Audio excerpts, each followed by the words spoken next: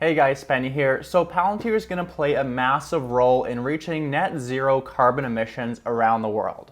And over the next decade, there's going to be trillions of dollars spent in this. Not that many people know of Palantir's role in all of this, and I think this is a massive opportunity, and I have some really good facts that I'll present to you guys in this video. But before we do get into that, make sure to drop this video a big thumbs up if you find it informative, and feel free to subscribe if you want to see more Palantir content. I will be covering this stock a lot more. So getting straight into it, guys, you can see here, net zero is a data integration problem. Not that many people have even thought about how data can actually help with this problem, and Palantir is probably the best positioned for this. So in 2020, organizations in every sector set or strengthen net zero targets. Manufacturers plan to minimize non-renewable materials along complex supply chains. So, I understand supply chains quite in depth. I've done a ton of research into them, and I'm invested in several supply chain companies. Now, supply chains are one of the worst causes for emissions. A cruise ship's emissions are the same as 1 million cars, and Carnival Cruise actually emits 10 times more air pollution than all of Europe's cars.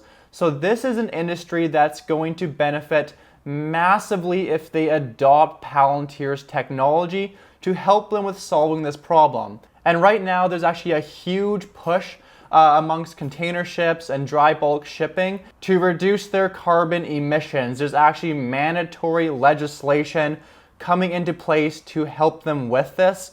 So this is an industry that I think is going to almost have no choice to use Palantir.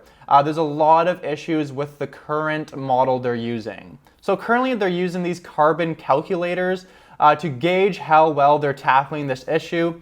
There's a lot of issues with these calculators, and I'm going to show you how Palantir can really help out and solve this issue. So carbon calculators are low fidelity. Aggregates and estimates make it impossible to track emissions back to the processes that cause them. The result is an incomplete record of climate footprint that can't be broken down for analysis. To achieve net zero, organizations need to track their emissions in a granular way, expose them to operators, and link them to day-to-day decisions. Now, using Palantir's platform, Foundry, this is how they are going to solve these issues. Foundry is just one of 3 of Palantir's products.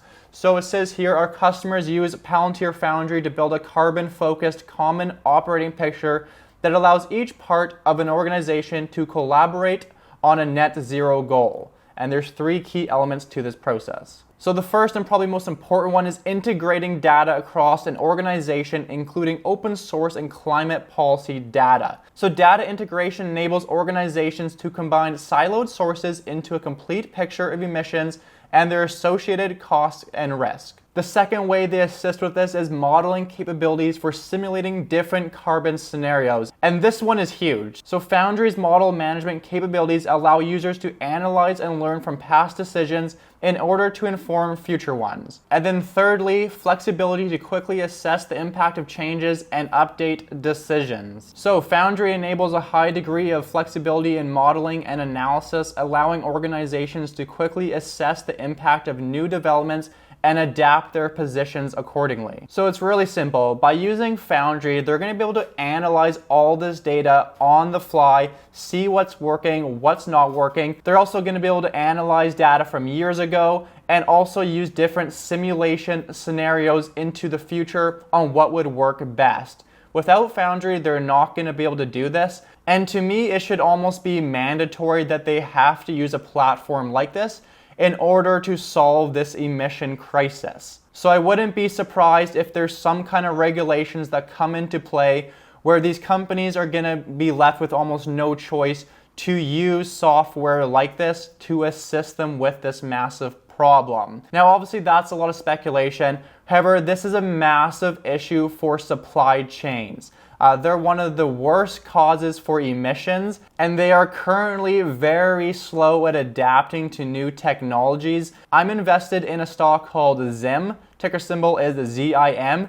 That one is really good at integrating technology. However, a lot of the other container ships are super slow at using data to their advantage, and it's only really just starting to get into that sector. So over the next few years, I really think we're going to see a lot of these massive billion-dollar companies use Foundry. I think Palantir is definitely going to break into this industry, and not obviously just this industry. It's almost every industry out there that is trying to reduce emissions, and data is going to be a crucial part to help out in almost all of these different sectors. So anyways guys, that's all I have for today's video. I just wanted to show you how Palantir is going to help solve this massive trillion-dollar plus problem.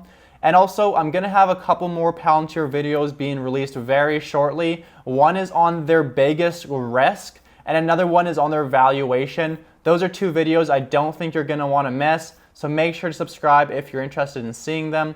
Anyways though, hope you guys enjoyed today's video. I'll see you on the next one.